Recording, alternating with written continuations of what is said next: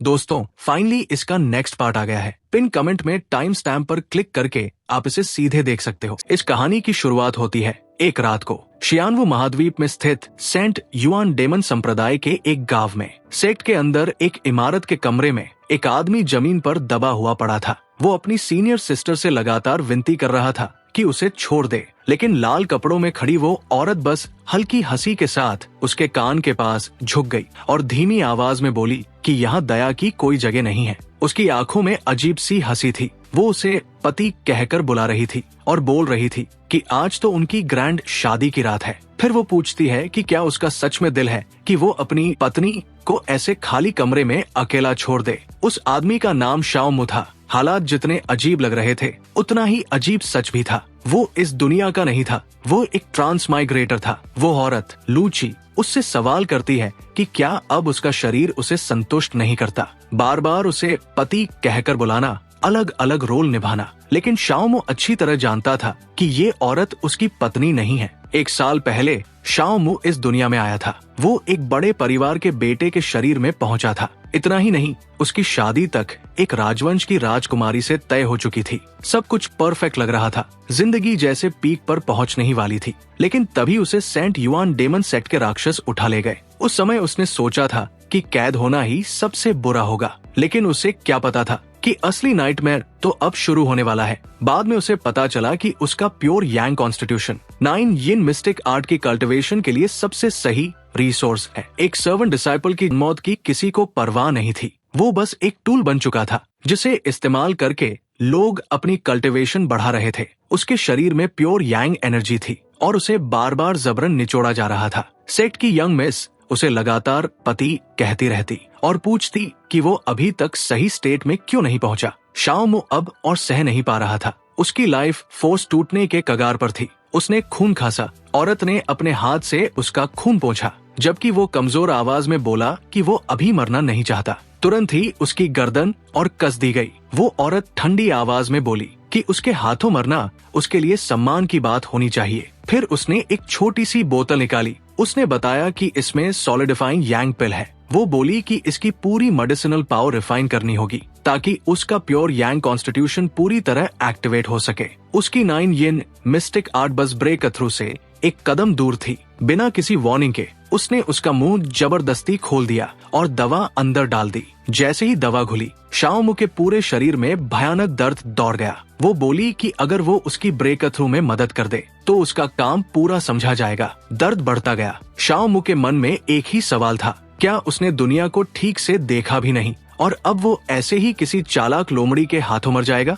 उसने इतनी जोर से मुट्ठियां भींची कि हथेलियों से खून निकल आया। अपने दिल में उसने कसम खाई, वो इस किस्मत को स्वीकार नहीं करेगा। उसी पल उसके दिमाग में एक अजीब सी आवाज गूंजी, extremely strong will to survive detected, return system successfully awakened. Shaomu सन्न रह गया। पूरा 1 साल लग गया, लेकिन आखिरकार सिस्टम आ ही गया। सिस्टम की आवाज फिर से उसके दिमाग में गूंजी। उसने बताया कि होस्ट के अंदर जीने की इच्छा इतनी जबरदस्त है कि रिटर्न सिस्टम पूरी तरह एक्टिवेट हो चुका है। सिस्टम ने उसे निर्देश दिया कि वो सिस्टम की बाइंडिंग कंप्लीट करे। शाओमू अभी भी थोड़ा स्टन था। उसके मन में बस यही चल रहा था कि पूरा 1 साल बीत गया और अब जब वो मरने के बिल्कुल करीब है, तभी ये सिस्टम सामने आया है। सिस्टम ने साफ कहा कि इसका एक ही मकसद है, होस्ट के किसी भी गिविंग एक्शन पर मैक्सिमम 10,000 गुना तक रिटर्न मिल सकता है। ये सुनकर शाओमू का दिल जोर से धड़क उठा। उसे तुरंत समझ आ गया, ये उसकी जिंदगी पलटने का एकमात्र मौका है। क्योंकि सिस्टम बहुत देर से जागा था, इसलिए उसे कॉम्पेंसेशन दिया गया। पहला रिटर्न सीधा 10,000 गुना होगा। उसी वक्त उसकी सीनियर सिस्टर जोर से हंस पड़ी। वो उसका मजाक उड़ाते हुए बोली कि उसका मुंह चाहे जितना मना करे, लेकिन उसका शरीर काफी ईमानदार है। बाहर से शाओमू कमजोर लग रहा था, लेकिन अंदर ही अंदर वो हल्की मुस्कान मुस्कुरा रहा था। उसने फैसला कर लिया था, अगर जिंदा रहना है तो अभी डिग्निटी की कोई कीमत नहीं। वो इस सेक्ट में एक सर्वेंट डिसाइपल की तरह रहकर भी सर्वाइव करेगा। धीमी आवाज में उसने कहा कि वो उसे संतुष्ट करेगा। जब उसने अपने हाथ उसकी शोल्डर्स पर रखे तो वो पल भर के लिए चौंक गई। शाओमू के दिमाग में एक ही सवाल था, आखिर ये लोग उसे छोड़ क्यों नहीं देते। उसकी सीनियर सिस्टर ने और ज्यादा सबमिसिव पोस्चर ले लिया, उसे पति कहकर बुलाते हुए कि वो उस पर ज्यादा जोर न डाले। जैसे जैसे शाओमू ने एक्ट करना शुरू किया, उसके मन में एक बात साफ थी, अगर आसमान ने उसे मौका दिया है तो वो खुद अपनी किस्मत अपने हाथ में लेगा। जब सुबह की रोशनी खिड़की से अंदर आई, बाहर नीली झील पर सूरज की किरणें चमक रही थी। तब तक शाओमू लगभग बेहोशी की हालत में था। उसका शरीर पूरी तरह टूट चुका था, जैसे सारी ताकत निचोड़ ली गई हो। इसके उलट उसकी सीनियर सिस्टर बिल्कुल फ्रेश और ग्लोइंग लग रही थी। वो आलस से स्ट्रेच करते हुए मुस्कुराई और बोली कि भले ही उसने बहुत कम प्योर यांग पावर दी हो, लेकिन पिछली रात उसका परफॉर्मेंस बुरा नहीं था। उसके शरीर पर एक रोब बन गई और वो मुड़कर जाने लगी। जाते जाते उसने कहा कि सॉलिडिफाइंग यांग पिल्स की बर्बादी वाकई अफसोस की बात है, और अगर वो जिंदा रहा तो वो फिर आएगी, थोड़ा और मनोरंजन के लिए। इतना कहकर वो उसे एक लाश की तरह छोड़कर चली गई। कमरा शांत हो गया। शाओमू की हल्की सी मुस्कान उभरी। उसकी आंखों के सामने एक के बाद एक सिस्टम पैनल्स खुलने लगे। उसके शरीर में एक डरावनी ताकत उमड़ पड़ी। सिस्टम ने रिपोर्ट दी, होस्ट की प्योर यांग पावर को 9 चार्म्ड हेवनली फॉक्स द्वारा ड्रेन किया गया है। 10,000 गुना रिटर्न ट्रिगर्ड। सिस्टम ने उसे बधाई दी। उसे रेड यांग सेक्रेट बॉडी मिल चुका था।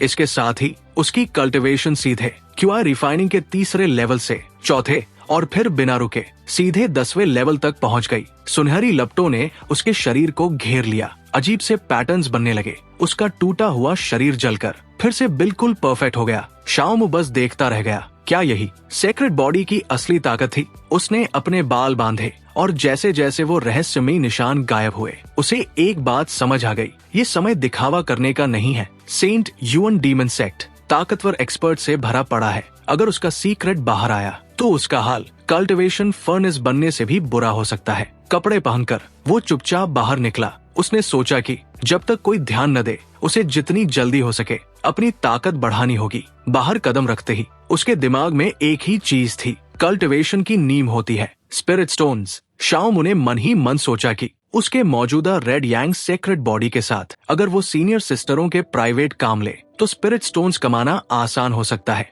लेकिन फिर उसने खुद को रोक लिया। अब वो कोई आम डिसाइपल नहीं रहा था। उसके पास सिस्टम था। उसे बड़ा सोचना होगा। ज्यादातर सीनियर सिस्टरें भी बहुत अमीर नहीं होती। 3-4 स्पिरिट स्टोन्स मिल जाए तो वही काफी माना जाता है। वो सोच ही रहा था कि कोई तेज तरीका है या नहीं, तभी उसकी नजर बगल में गई। वहाँ पास ही एक आउटर डिसाइपल कल्टिवेशन कर रहा था। उसका नाम था वोंग चान। शाओमू बाड़ फाद कर उसे देखने चला गया। उसे याद आया कि जब वो पहली बार सेक्ट में आया था तब वोंग चान ने उसके साथ काफी अच्छा व्यवहार किया था। उसने फैसला किया अब रीपेमेंट का समय है। पिछले 1 साल में उसने किसी तरह 200 स्पिरिट स्टोन्स जमा किए थे। उसने सोचा अगर वह ये स्टोन्स वोंग चान को दे दे तो सिस्टम जरूर बड़ा रिटर्न देगा। ये सोचते ही उसने अपने कपड़ों से स्टोन्स निकाले और कल्टिवेशन करते वोंग चान के सिर पर फेंक दिए। अचानक हुए शोर से वोंग चान चौंक गया और जैसे ही समझा कि ये स्पिरिट स्टोन्स है, उसकी आंखें चमक उठीं।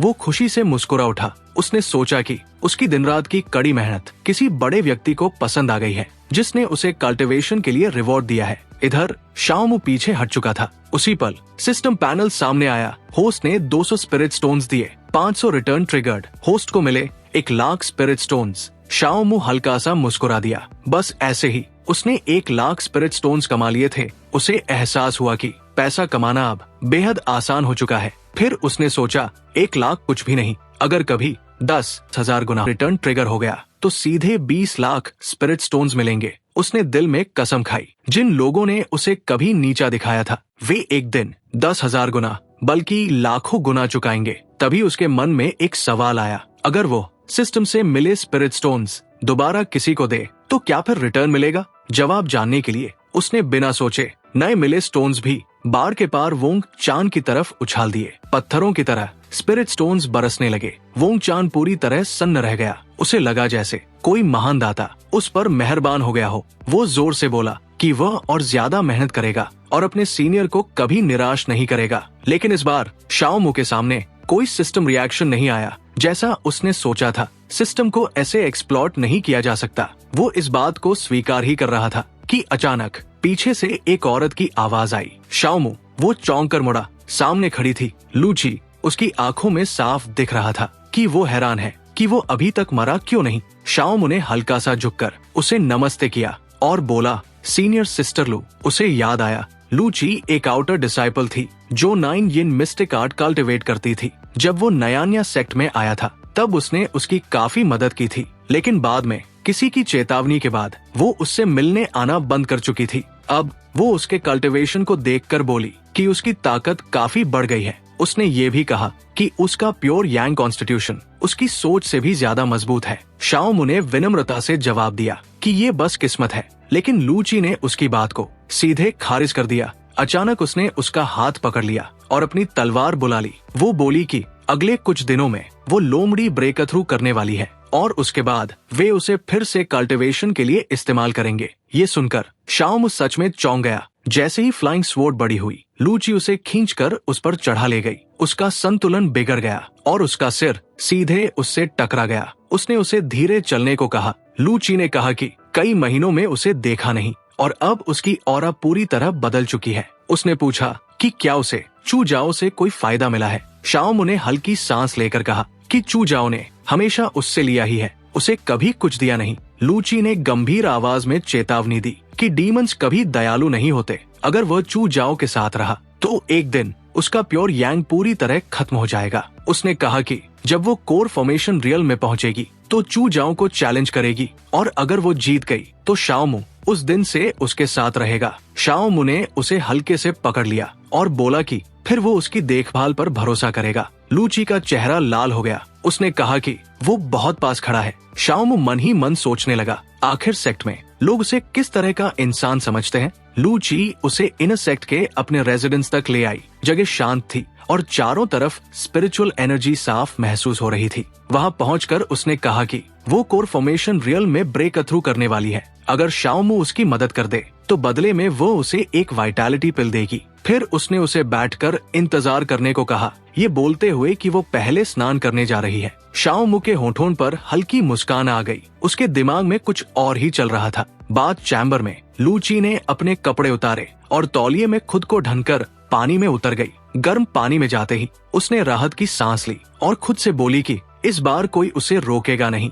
उसे हर हाल में सफल होना है। उसी पल पीछे से शाओमू की आवाज आई, तुम जरूर सफल होगी। लू ची बुरी तरह चौंक गई। वो घबराकर खुद को ढकते हुए बोली कि वो अचानक अंदर कैसे आ गया। शाओमू ने शांत स्वर में कहा कि समय बहुत कीमती है और साथ में नहाने से काम तेज होगा। उसने उसका हाथ थाम लिया और कहा, चलो शुरू करते हैं। सीन शिफ्ट होता है कुछ समय के बाद। शाओमू ने कहा कि उसकी 9 यिन मिस्टिक आर्ट वाकई काफी खास है। लू ची ने जवाब दिया कि उसका प्योर यांग कॉन्स्टिट्यूशन भी कम नहीं है।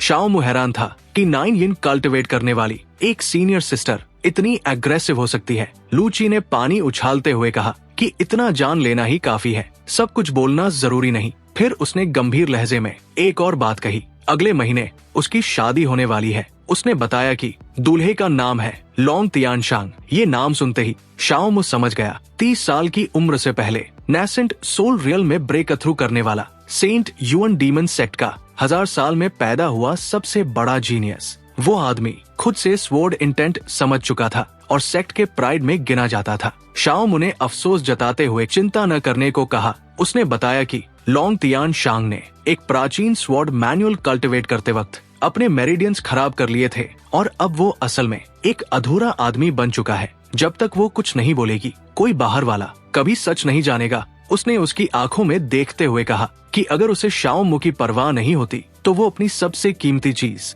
कभी नहीं देती। इसके बाद उनका काम दोबारा शुरू हुआ। सुबह की रोशनी कमरे में फैल गई। लू ची गहरी नींद में थी, सांसें शांत चल रही थी। उसके बगल में बैठा शाओमू सिस्टम नोटिफिकेशन देख रहा था। Red yang power drained, body fold return triggered. System ने बताया कि उसकी रेड यांग बॉडी काफी मजबूत हो चुकी है और broken through foundation establishment realm. Shaomu के दिल से एक बड़ा बोझ उतर गया। इतनी कम समय में वो फाउंडेशन एस्टैब्लिशमेंट तक पहुंच चुका था। अब चाहे लोमड़ी हो या लोंग परिवार, उसे डरने की जरूरत नहीं थी। उसने लू ची को हल्के से जगाया और कहा कि अब उसका रिवॉर्ड देने का समय है। आंखें आधी बंद किए लू ची ने उसे एक बोतल पकड़ा दी और बोली कि वो सच में कमाल का है, अब वो थोड़ा और सोना चाहती है। शाओमू ने बोतल खोली। अंदर सच में वाइटैलिटी पिल्स थी। उसने सोचा कि सीनियर सिस्टर लू ची काफी उदार है। उसी पल उसके दिमाग में एक नई योजना बन गई। जब पिल्स देने ही है तो बाहर ढूंढने की क्या जरूरत। उसने एक पिल उठाई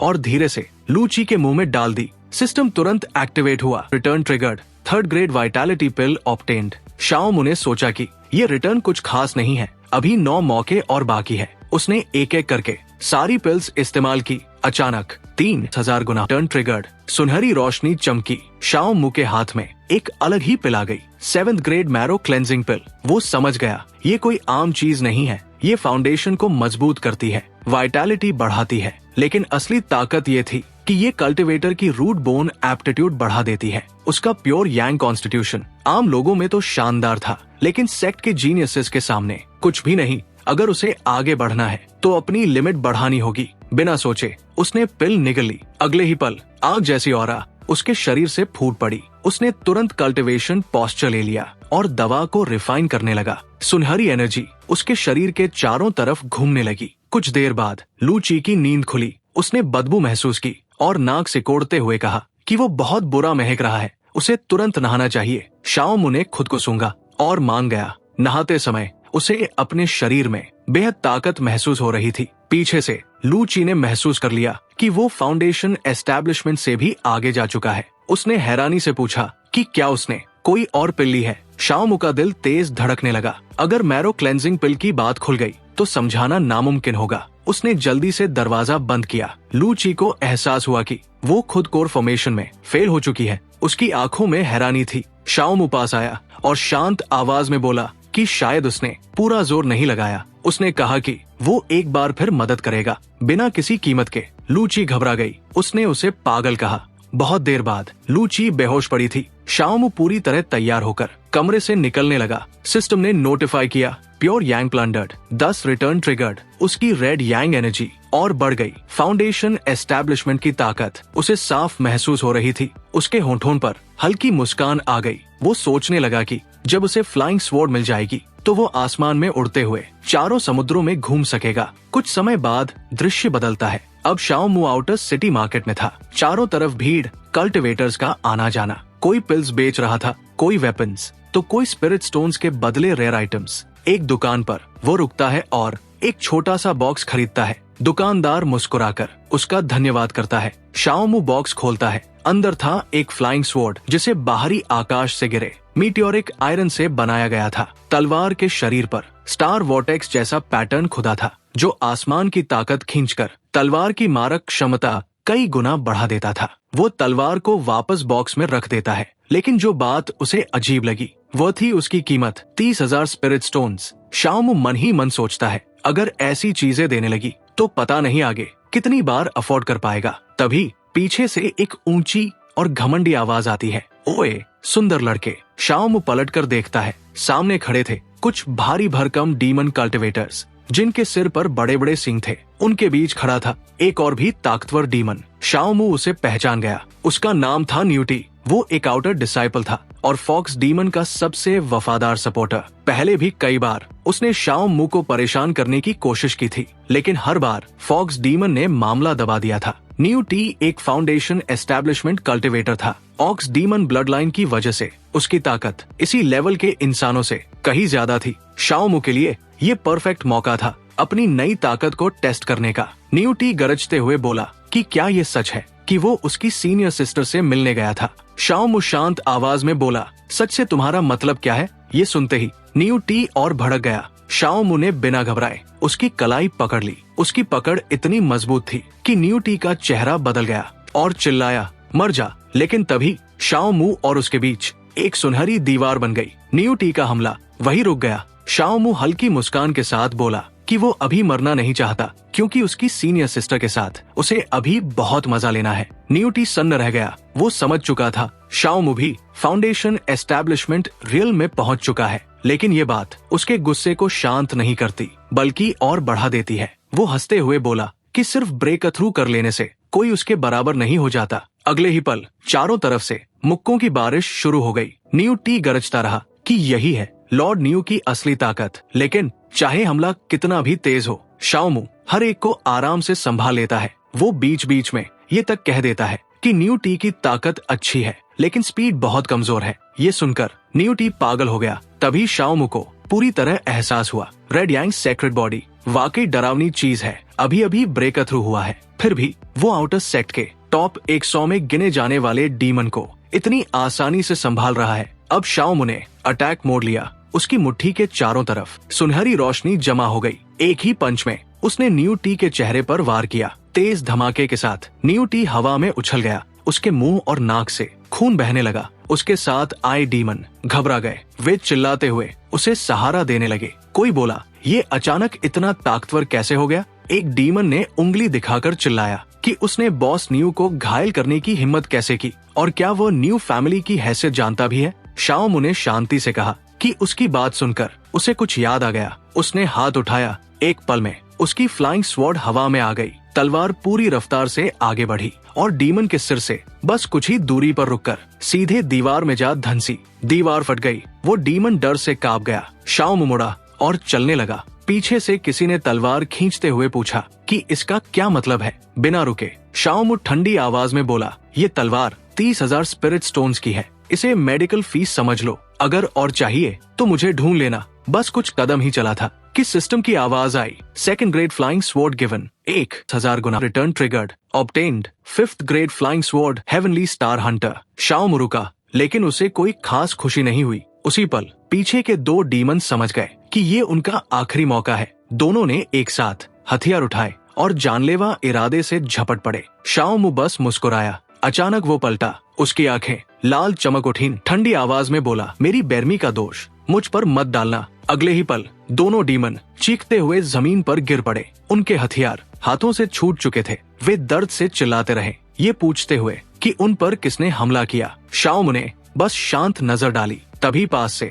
एक तेज और अथॉरिटी से भरी औरत की आवाज गूंजी, इतनी हिम्मत कि यहाँ लड़ाई शुरू कर दी। मैंने सब अपनी आंखों से देखा है। पहले स्नीक अटैक तुम लोगों ने किया था। उसका नाम था मु जीलिंग। मु जीलिंग आगे बढ़ी। उसकी चाल में अजीब सी कॉन्फिडेंस थी। उसकी मौजूदगी भर से आसपास का माहौल ठंडा पड़ गया। शाओ मु ने हल्की मुस्कान के साथ सिर खुजलाया। मु जीलिंग ने उसे डांटते हुए कहा कि वो बहुत लापरवाह हो गया है। उसने उसे पहले ही चेतावनी दी थी कि दुश्मनों से निपटते समय घास नहीं, जड़ तक काटनी चाहिए। जमीन पर पड़े डीमन उसकी बात सुनकर और भड़क गए। वे बदतमीजी से चिल्लाए और पूछने लगे कि वो खुद को क्या समझती है और क्या उसे पता भी है कि उनका बॉस कौन है। तभी मु जीलिंग की आंखें लाल और काली चमक उठीं। वो शांत लेकिन भारी आवाज में बोली, मेरा नाम मु जीलिंग है। बस इतना सुनते ही उन डीमंस के चेहरे उड़ गए। डर उनके पूरे शरीर में फैल गया। वे घबराकर भागने लगे। वे चिल्ला रहे थे कि वो इन सेक्ट की सीनियर सिस्टर है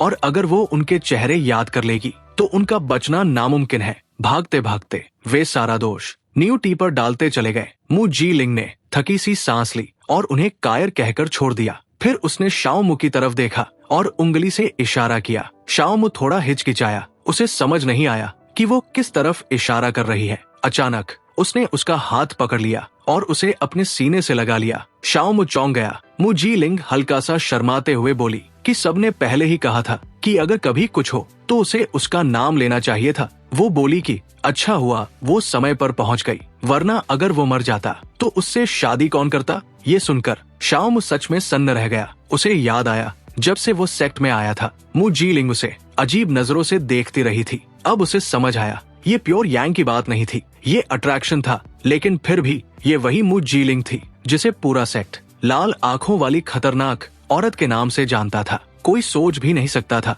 कि उसका ऐसा प्लेफुल साइड होगा। शाओ मु मुस्कुराया और बोला कि उसके मरने की बात इतनी आसान नहीं है। मु जीलिंग ने भी मुस्कुराकर कहा कि उसका फ्यूचर हस्बैंड इतनी जल्दी नहीं मर सकता। उसने उसका हाथ पकड़ा और बोली, चलो मेरे साथ। अगले ही पल एक औरा उसे घेर लेती है और वे दोनों हवा में उठ जाते हैं। शाओ मु की आंखें फैल गई। वे बिना फ्लाइंग स्वॉर्ड के उड़ रहे थे। उसे समझ आ गया ये सिर्फ कोर फॉर्मेशन कल्टिवेटर्स कर सकते हैं। उसने मन ही मन सोचा कि उसकी असली कल्टिवेशन आखिर है क्या। कुछ देर उड़ने के बाद वे जंगल के गहरे हिस्से में पहुंचे। वहाँ एक घर था। चारों तरफ घनी स्पिरिचुअल एनर्जी थी। मु जीलिंग ने कैजुअली कहा, आओ यही मेरा घर है। शाओ मु हैरान रह गया। वो सोचने लगा कि क्या वो सेक्ट की पर्सनल डिसाइपल है। मु जीलिंग अंदर गई और सीधे बिस्तर पर कूद गई। वो हंसते हुए बोली कि वो यहाँ बस पढ़ने और सोने आती है, ज्यादा नहीं। फिर उसने शाओ मु को देखा और बोली कि वो वहाँ ऐसे क्यों खड़ा है, जल्दी आकर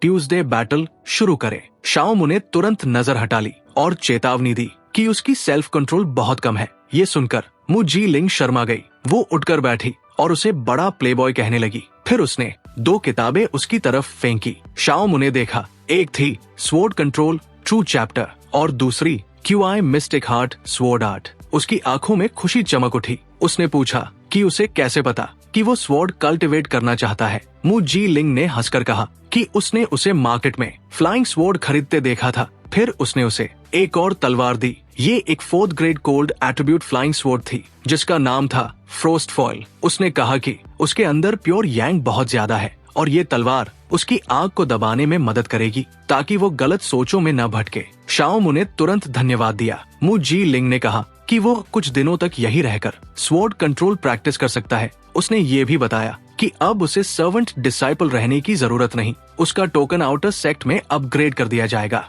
जाते जाते शाओमू ने पूछ लिया कि वो असल में कौन है। मु जी लिंग मुस्कुराई और बोली, वही जिससे तुम एक दिन शादी करोगे। दरवाजा बंद हो गया। शाओमू हंस पड़ा, लेकिन फिर उसने किताबों की तरफ देखा और सीरियस हो गया। उसने स्वॉर्ड कल्टीवेशन शुरू की। समय बीतता गया। सुनहरे एंशिएंट कैरेक्टर्स उसके चारों तरफ उभरने लगे। कुछ देर बाद वो जमीन पर गिर पड़ा। सांसें तेज थी। उसने सोचा, क्या मैरो क्लेंजिंग पिल ने सच में उसकी एप्टीट्यूड बढ़ाई है? अगर वो बुक पढ़कर कुछ समझ ही न सके तो सिस्टम के रहते भी वो फंस सकता है। उसी पल उसकी नजर सामने एक डीमन बीस्ट पर पड़ी जो आराम से पत्ते चबा रहा था। शाओमू के चेहरे पर शैतानी मुस्कान आ गई। उसने सोचा, अगर प्योर यांग देना गिविंग माना जाता है तो नॉलेज देना भी गिविंग होना चाहिए। वो डीमन बीस्ट के पास गया और बोला, चलो आज तुम्हें मल्टीप्लिकेशन टेबल सिखाता हूँ। अचानक सिस्टम की आवाज गूंजी, demonic beast enlightenment triggered, 100 return activated.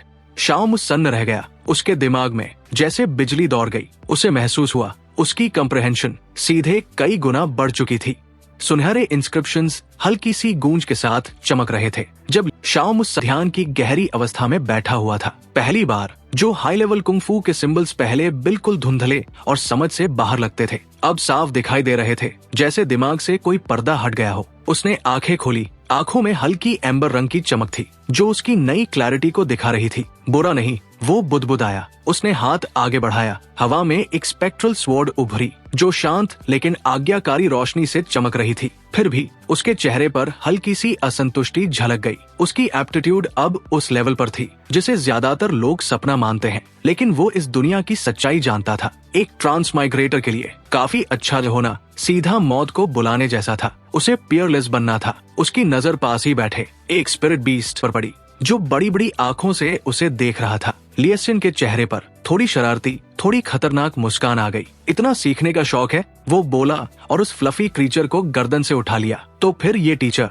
तुम्हें एक नया सब्जेक्ट सिखाएगा, जियोमेट्री थ्योरम्स। अगले ही पल वो एक चॉक बोर्ड के सामने खड़ा था, हाथ में पॉइंटर और बोर्ड पर ऐसे कॉम्प्लेक्स फॉर्मूलास लिख रहा था जो इस दुनिया के लिए बिल्कुल एलियन थे। वो कैलकुलस, शेप्स और थियोरम्स समझा रहा था जबकि स्पिरिट बीस्ट डरते डरते सुन रहा था। तभी उसके दिमाग में आवाज गूंजी, डिंग, 100 return triggered, comprehension drastically improved. उसका दिमाग जैसे फैल गया। वो रियलिटी के बेसिक रूल्स को सीधे महसूस करने लगा। लेकिन तभी उसके सामने लाल रंग की वार्निंग चमकी। होस्ट की कंप्रिहेंशन करंट स्ट्रेंथ स्टेज की अपर लिमिट तक पहुंच चुकी है। Further improvement not possible. लिएसियन एक पल चुप रहा। तो कंप्रिहेंशन की भी एक लिमिट होती है, लेकिन वो निराश नहीं हुआ। अब उसकी मेंटल कैपेसिटी इतनी थी कि लाइब्रेरी के स्क्रॉल्स अब पजल नहीं रहे, वे बस इंस्ट्रक्शंस थे। व्राफेस्ट, उसका हाथ धातु जैसी चमक से भर गया। वाइन रेड थंडर आर्ट, लाल बिजली हवा में लहराई। डर के मारे स्पिरिट बीस्ट चीख कर छिप गया। 3 टैलेंट्स,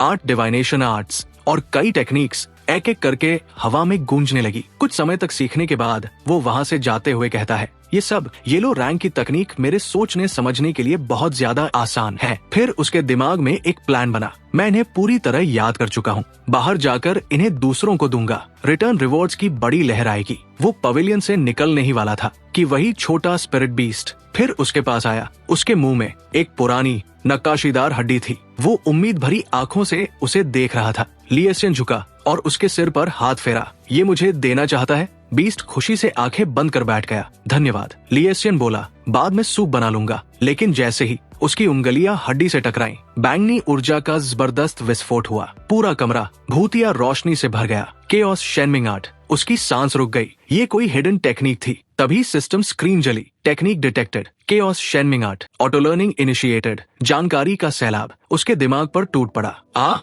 वो घुटनों पर गिर पड़ा। मुंह से खून जमीन पर गिरा। उसका शरीर इस बोझ को सह नहीं पा रहा था। मेरी कंप्रहेंशन लिमिट तक पहुंच चुकी है, फिर भी इसे नहीं समझ पा रहा। उसने कांपती आवाज में कहा, क्या ये अर्थ रैंक या हेवन रैंक टेक्निक है? तभी दरवाजा खुला। नीले वस्त्रों में एक औरत घबराई हुई अंदर आई। शाओमू, ये क्या हो गया? वो तुरंत उसे सहारा देती है। गलती मेरी है। वो खुद को दोष देती है। इतनी कठिन टेक्निक सीधे नहीं लेनी चाहिए थी। नहीं, वो समझाना चाहता था, लेकिन वो सुनने को तैयार नहीं थी। उसने एक खाने का डिब्बा लेकर आई थी, जिसे वो अपने रेड ऑरा से टेबल में रखती है। वो प्यार से समझाती है, कल्टीवेशन में जल्दबाजी नहीं। वो खाने का डिब्बा खोलती है। पहले खा लो, मैं खिलाती हूँ। वो उसकी देखभाल करती है और शाओमू हल्की मुस्कान से उसे देखता है। वो हड्डी आगे बढ़ाता है। ये टेक्निक तुम ले लो, मैं इसे नहीं सीख सकता। औरत चौंक जाती है। ये कहाँ से मिली? एक छोटे बीस्ट ने दी। वो कैजुअली बोलता है। जैसे ही उसने हड्डी पकड़ी, ding, earth rank technique gifted. 80 return triggered. Shaomu के दिमाग में नई टेक्निक उभरती है। Pure yang Shenming art. System ने बताया, ये उसकी रेड यांग सेक्रेट बॉडी के लिए परफेक्ट है। उसने बिना सोचे यस दबा दिया, लेकिन सामने खड़ी औरत चिंतित हो गई। अच्छा हुआ तुमने केओस आर्ट फोर्स नहीं की। वो गंभीर स्वर में बोली। वो तुम्हारे प्योर यांग बॉडी से टकराती है। फोर्स करते तो मेरिडियंस फट जाते। शाओमू को ठंडा पसीना आ गया। तो समस्या कंप्रहेंशन की नहीं थी, कंपैटिबिलिटी की थी। और लड़की गुस्सा होती हुई कहती है, कमीने कुत्ते कहीं के, तेरी वजह से मेरे फ्यूचर का हस्बैंड मर जाता भी तो। वो उसे सांत्वना देती है। तुम्हारी कॉन्स्टिट्यूशन बहुत रेयर है, सूटेबल टेक्निक्स बहुत कम है। वो मुस्कुराई। धीरे धीरे आगे बढ़ो, फाउंडेशन मजबूत करना ही सही रास्ता है। वो पास झुकती है, आंखों में हल्की शरारत। मेरी योजना साफ है शाओमू, मेरा साथ स्वीकार कर लो। लेकिन तभी आसमान फटने जैसी आवाज आई। बैंगनी रोशनी का एक स्तंभ छत चीरता हुआ नीचे उतरा। दबाव इतना जबरदस्त था कि घर के चीथड़े उड़ जाते हैं और शाओमू जमीन से चिपक गया। इतनी डरावनी औरा। ये कौन है? नीले वस्त्रों में खड़ी औरत कांप गई। उसने सिर झुका लिया। मास्टर, उसकी आवाज में डर साफ था। आप और यहाँ पर? ऊपर हवा में फ्लोट करते हुए वो औरत कहती है, क्या मैंने इधर आकर तुम्हारे प्लान बिगाड़ दिए? लड़की तुरंत झुकते हुए मना करने लगती है। वो औरत नीचे उतरते हुए गुस्से में पूछती है, ज्यूलिंग, तुम मेरी वो शिष्या हो जिसे मैं सबसे ज्यादा स्नेह करती हूँ। मैंने तुमको अपना सारा ज्ञान देने की कोशिश की है, जिससे कि तुम मेरे बाद मेरी उत्तराधिकारी सेक्ट की सेंटेस बन सको। पर इधर तुम बिना साधना किए, बिना ट्रेनिंग किए एक नीच लड़के के साथ खेल रही हो, वो भी उसे अपने घर में लाकर। वही हमारा हीरो परेशान होते हुए सोचता है, अच्छा ये सेक्ट की सेंटेस है और उसी के साथ साथ मुझ ज्यूलिंग की मास्टर। सच में इसमें कोई दो राय नहीं है कि ये बहुत ज्यादा ताकतवर और डोमिनेटिंग है। लड़की अपने मास्टर से अपने कर्मों के लिए माफी मांगने लगती है। तभी वो मास्टर एक तलवार को समन करते हुए कहती है, ठीक है, अगर तुम्हें अपनी गलती समझ आ गई है तो फिर मैं तुम्हें जरूर एक दूसरा मौका दूंगी, पर मेरी एक शर्त पर। और वो उस तलवार को मुझ ज्यूलिंग के सामने फेंकते हुए कहती है, अभी अपने हाथों से इस लड़के को खत्म कर दो, जिससे कि तुम्हारे अंदर उसे लेकर कोई भी आकर्षण या लगाव न रहे। उसके बाद मेरे साथ तुम पर्पल क्लाउड की चोटी पर चलना, 30 साल के लिए सभी से अलग होकर एकांत में अपनी साधना करने के लिए। ज्यूलिंग मास्टर के पैर पकड़ते हुए कहती है, मास्टर, इसके साथ झाओमू का कोई भी रिश्ता नहीं है। मैं ही उसको लेकर आई थी। अगर मैं झाओमू को खत्म कर देती हूँ तो फिर आपकी इस शिष्या का दिल हमेशा हमेशा के लिए टूट जाएगा, जिसके बाद भविष्य में और ज्यादा साधना कर पाना मेरे लिए बहुत ज्यादा कठिन हो जाएगा। टीचर गुस्सा करती हुई कहती है, क्या तुम मुझे धमकी दे रही हो? और बस बोलने के साथ झाओमू और ज्यूलिंग के ऊपर बहुत ज्यादा दबाव गिरता है। ये दबाव इतना ज्यादा था कि नीचे की जमीन तक धंसने लगती है। झाओमू देखता है कि ज्यूलिंग की हालत अब बहुत ज्यादा खराब हो गई थी और वो आगे बढ़ने की कोशिश करता है, जिससे कि वो उसकी मदद कर सके। वो तुरंत ही लड़की को अपनी बाहों में भरते हुए कहता है,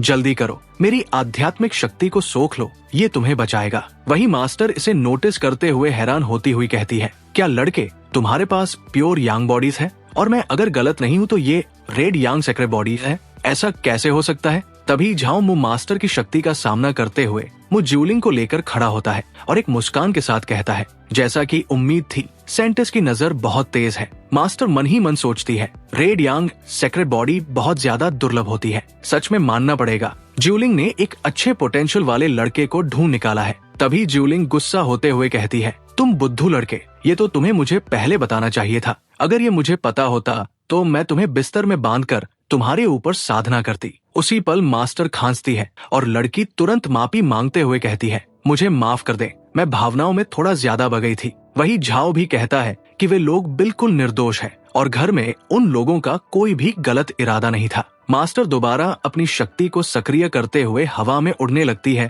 और कहती है, ठीक है, बस ज्यूलिंग के कारण मैंने तुम्हें माफ कर दिया। अब तुम दोबारा अपने घर लौट जाओ और इसके बाद तुम ज्यूलिंग से तभी मिलोगे जब तुम नेसेंट सोल रेल में पहुंच जाओगे। इसी के साथ वो ज्यूलिंग को अपने साथ उड़ाकर ले जाने लगती है और झाओ बस उन्हें देखता रहता है। फिर वो अपने सिर से पसीना पोंछते हुए कहता है, क्या ही खौफनाक औरत थी। अगर वो चाहती तो बस अपनी सांसों से मुझे धूल में बदल सकती थी। मुझे सच में और भी ज्यादा ताकतवर बनना ही पड़ेगा, जिससे कि मुझे किसी से जिंदगी की भीख न मांगनी पड़े। सीन शिफ्ट होता है गुलामों के गांव में। डीमन लोग यहाँ सारे लोगों को लाते हुए एक छोटा सा इलाका बसा दिया था, जहाँ बस वही कैदी लोग रहते थे। वही था हमारे झाओ का घर, जहाँ वो लौटता है। फिर खुश होते हुए कहता है, मानता हूँ कि आज का दिन बहुत ज्यादा खतरनाक था, पर मुझे जो रिवॉर्ड भी मिला है वो बिल्कुल वर्थ इट है। उसने अपने एक हाथ में अर्थ रैंक की कल्टीवेशन तकनीक और दूसरे हाथ में 4 ग्रेड की फ्लाइंग स्वॉर्ड को पकड़ा हुआ था। तभी वो बैठते हुए अपने सिस्टम को एक्टिव करता है और उस तकनीक को सिखाने के लिए कहता है। सिस्टम हामी भरता है और हीरो कल्टीवेशन शुरू करता है। तुरंत ही उसका पूरा शरीर यांग की उग्र फायरी ऑरा से जलने लगा था। कुछ पल के बाद वो अपनी आंखें खोलता है, जो कि बिल्कुल डेविल टाइप की लग रही थी, और वो मन ही मन सोचता है, मैंने ऑलरेडी पूरी तकनीक को याद कर लिया है, अब बस ब्रेक थ्रू करना बाकी है। तभी सिस्टम बताता है कि इस जगह पर ज्यादा हेवन एंड अर्थ की स्पिरिचुअल एनर्जी नहीं है। तो फिर क्या होस्ट अपनी स्पिरिचुअल पावर को अब्सॉर्ब करना पसंद करेगा? हीरो यस पर क्लिक करता है और उसके सारे स्पिरिट स्टोन्स बाहर निकल आते हैं, जिन्होंने उसके दोनों तरफ पहाड़ बना दिया था। हीरो सोचता है, अरे ये तो वही स्टोन्स है जो कि मैंने कमाए थे। ठीक है, चलो फिर कल्टीवेशन को शुरू करते हैं, जिसके साथ स्टोन से स्पिरिट एनर्जी धीरे धीरे बाहर आने लगती है और हीरो हंसते हुए आसानी से इन्हें अब्सॉर्ब करता जा रहा था। पूरी रात भर ये सिलसिला चलने लगता है। फिर सीन शिफ्ट होता है सुबह को। हीरो का ध्यान धीरे धीरे टूटता है। वो अपने साइड में देखता है, वहाँ वे सारे स्पिरिट स्टोन्स गायब हो गए थे। फिर वो अपने शरीर में निकलती हुई पावर को महसूस करते हुए सोचता है, मैंने बस एक ही रात में फाउंडेशन एस्टेब्लिशमेंट रेल्म के 3 स्टेज में ब्रेक थ्रू कर लिया है, वो भी 70,000 स्पिरिट स्टोन्स का बलिदान देते हुए। डील इतनी ज्यादा खराब नहीं है। वो अपने घर से बाहर निकलते हुए सोचता है, मुझे अब एक तरीका ढूंढना पड़ेगा जिससे कि मैं पैसा कमा सकूं। तभी उसके सामने कुछ लोग आ जाते हैं। एक बोल्डी हेयर वाला हंसते हुए कहता है, सुना है तुम सीनियर सिस्टर चू के साथ गए थे और उन्होंने तुम्हें कुछ गिफ्ट वगैरह दिया है। बताया जाता है कि ये हु कियांग है, जो कि एक गुलाम आउटर सेक्ट का डिसाइपल है, जिसका लेवल QI रिफाइनिंग के 8 रैंक में है। वही लड़का अपनी पावर को एक्टिव करते हुए कहता है, क्या तुम अब अपने इस बड़े भाई को कुछ देना नहीं चाहोगे? हम सब अच्छे भाई है ना? हीरो सोचता है, ये कमीना हु कियांग इस गुलामों के विलेज के अंदर अपनी कल्टीवेशन पावर के दम पर लड़कों को बुली करने और लड़कियों को डोमिनेट करने के लिए जाना जाता है। बिल्कुल गुंडा है नुबड़ा। फिर वो हंसते हुए कहता है, ओए डाकुओं के सरदार हु कियांग, हर दिन लोगों से चुरा चुरा कर तुमने भी काफी सारे स्पिरिट स्टोन्स इकट्ठा किए होंगे, तो क्या तुम अपने इस छोटे भाई से वो शेयर नहीं करोगे? हम सब भाई है ना? वो लड़का काफी गुस्सा हो जाता है और फिर अपने हाथ को टाइगर क्लॉ में ट्रांसफॉर्म करते हुए झाओ मुंह के ऊपर हमला करते हुए कहता है, लगता है तुम्हें अपनी औकात के बारे में नहीं पता। रुको, मैं तुम्हें अभी दिखाता हूँ। झाओ उसी जगह पर शांति से खड़ा रहता है और उसके हमले को डॉज करते हुए हंसते हुए कहता है, तुम तो बहुत ज्यादा स्लो हो। क्या इतनी सी पावर के साथ तुम मुझे सिखाओगे? चलो मैं ही तुम्हें थोड़ी लर्निंग देता हूँ। और वो एक पंच सीधा हु कियांग के चेहरे पर मारता है और वो बिल्कुल नेस्तनाबूद होकर अपने बाकी साथियों के ऊपर गिरता है। वे लोग भी इसे देखते हुए पूरी तरीके से सदमे में चले जाते हैं। फिर कियांग रोते हुए अपने सूजे हुए गालों के साथ परेशान होकर पूछता है, क्या तुम सही में फाउंडेशन एस्टेब्लिशमेंट रेल्म्स पर हो? हीरो हंसते हुए अपनी पावर को फ्लेक्स करते हुए कहता है, हाँ, तुम्हें क्या दिक्कत है? और बस इसी के साथ दोस्तों, ये कहानी अपडेट हो गई है। क्या लगता है, क्या हीरो अपनी पावर को दिखाते हुए कोई नई मुश्किल को अपने लिए बुला लाएगा? जानेंगे हम लोग नेक्स्ट पार्ट में। देखो, अगर आप लोगों को ये कहानी पसंद आई तो अगला पार्ट भी इधर आपको मिल जाएगा। हर हफ्ते अपडेट आता है। तो बाय।